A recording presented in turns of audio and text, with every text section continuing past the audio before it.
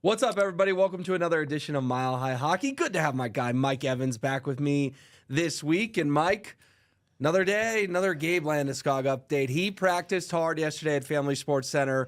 Fourth practice in a row he has participated in. And we even saw Gabe score a goal in a drill and give a fist pump, kind of like, wow, that's the first goal I've scored in 3 years. Even if obviously it was in a practice setting at, an arcade over in Centennial, but that's where the Avalanche practice.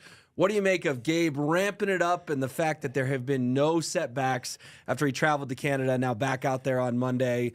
He looks like he's thinking about returning, if not for sure returning for the postseason. Boy, don't you have to start to put the percentage, the probability of him being able to come back? Does it have to start going up into the 60, 70, 80% confident? The key is that he's been able to string together practices without any kind of setback. At no point during this long journey has he had this kind of positive forward momentum with no breaks. So when you take all that into consideration, yeah, you got to start thinking about the very real possibility that he will feel ready to go.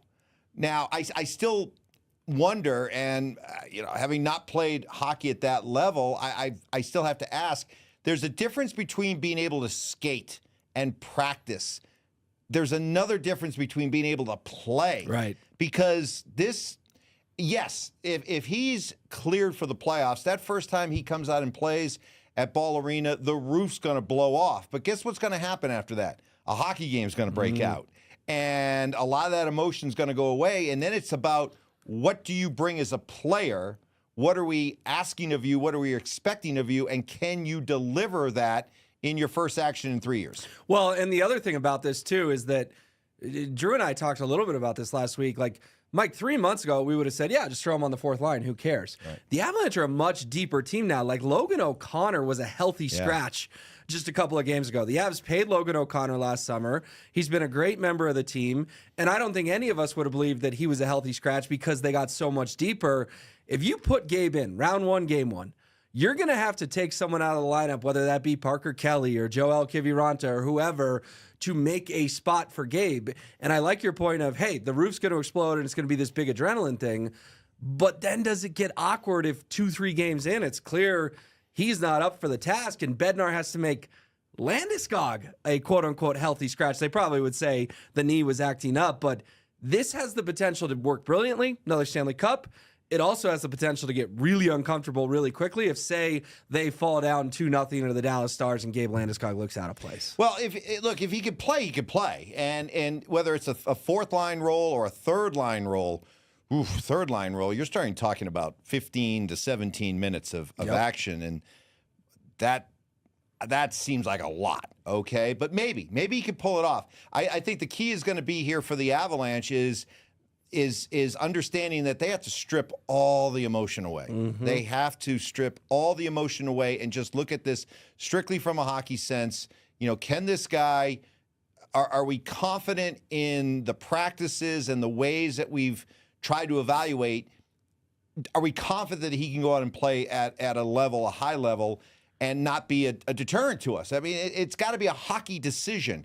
And there's part of me that if you do strip away the emotional part of it, are you honestly telling me that Gabe Landeskog is going to be a better, more productive player for you in the playoffs than Logan O'Connor? I don't see it. Right. I just don't. So those are the hard decisions that the Avalanche might be in a position to have to make. And you had another theory this morning on 104.3 The Fan that I want to dive into of, is Gabe Landeskog in a sense sending a message to the front office? Now, that sounds a little strong per se, but is this ramp up also with the notion of, hey, you guys still have a lot of years left on my deal. Get ready, because not only am I coming back these playoffs, but I'm coming back all next year too, and I'm just integrating back into this team, and I'm still the captain, and I'm still here. And, oh, by the way, you owe me $7 million. You can elaborate on that or tell me if I'm on to something of sort of your theory, if you will. Well, it's not so much them being sent a message by Gabe. I think that there's another alternative to what we're seeing here. One could be, yes, he is absolutely doing everything he can to return to the playoffs, and the Avalanche are more than receptive to the idea of him coming back for the playoffs. The other possibility is, hey, I want to show to you, and the Avs are saying, we want you to show to us that as we look ahead to our offseason plans and how we're going to construct our team for next year, are you going to be a part of it? And do we go into the offseason understanding that your $7 million in change cap hit is going to be part of our hard cap roster for next year? And perhaps you could look at what he's doing right now as almost a litmus test, kind of a dry run to show, yeah, I'm on the way to coming back. Maybe I'm not ready to come back for the playoffs, but I'm absolutely on track to be able to come back and play next year. So factor me into your offseason plans. And that could be something that both sides are well aware of, and that's how they're going about, looking at this, mini comeback right now. Yeah, it's also fascinating. We'll keep an eye on it for sure, because in a season full of storylines, you traded Mikko Rantanen, for goodness sakes. You made 9 trades. This one may be the most interesting of them all. I want to transition to the 2 Canada games we have not talked about yet on the Mile High Hockey podcast. Beat down in Ottawa after what happened in Toronto with the ref falling over and getting hit by the puck. I think that was them just taking some anger out on the Senators. And then the Canadiens game, you're up 4-1, you feel great. Next thing you know, it's 4-4, and you're like, what is going on? Luckily, in the shootout, Brock Nelson plays hero, and the Avalanche do get their 2 points, and Montreal's in the East, so you certainly don't care about giving Montreal the 1 point. But any takeaways from the Avs scoring 10 goals in those 2 games after the 2-1 loss in Toronto that was, again, marred by a ref getting hit by a puck and gifting the Maple Leafs a win? Yeah, I think the biggest thing for me was Brock Nelson with 3 goals in those 2 games. As well as he's fit in, to be able to see him light the lamp a few times. I think that helps. You're also seeing Jared Bednar kind of tinkering with some of the top 6 combinations as well. And to me, the die is already cast here. The Avs and Stars are going to play in the first round. I don't think the Avalanche are going to overtake Dallas for home ice. Quite honestly, judging by watching the Avs and just the kind of the overall trend of the NHL playoffs the last couple of years, I don't know how home ice, if it really matters that much. It didn't matter against the Jets last year. Yeah, so all that said, I think the remainder of this season is mainly just keep guys healthy and allow continuity to continue to form.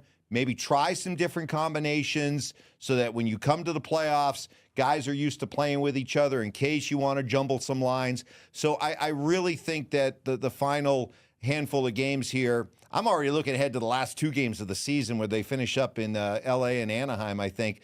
No Cale Makar, no Nathan McKinnon on that trip. Load manage them. So I really just kind of feel like, other than the Gabe watch, health, continue to let these guys gel, try a few different combinations. That's about it. Well, and you mentioned the different combinations. Jared Bednar said, I'm going to make a conscious effort to tinker now. So that way when the postseason comes around, I know what I want to do. All right, Avs and Red Wings tonight at Ball Arena. Doesn't have the same juice it used to. But still, when you say Avs and Red Wings, there's a little part of me that's like, oh, that's fun. But no, that rivalry was great, but it ran its course. It did. To these eyes, it's maybe the most intense rivalry I've seen in sports in the last in 30 years. In sports. Not just Colorado sports. Not just Colorado sports. All sports. Not just hockey. Yeah. Take whatever sport you want to take. If you think about all the ingredients that go into a perfect rivalry, man, that rivalry checked every box. Every single box. All right, Mike and I will talk about it more on Thursday. Maybe we'll have another Gabe Landeskog update. Who knows? And we'll be back then for another edition of Mile High Hockey.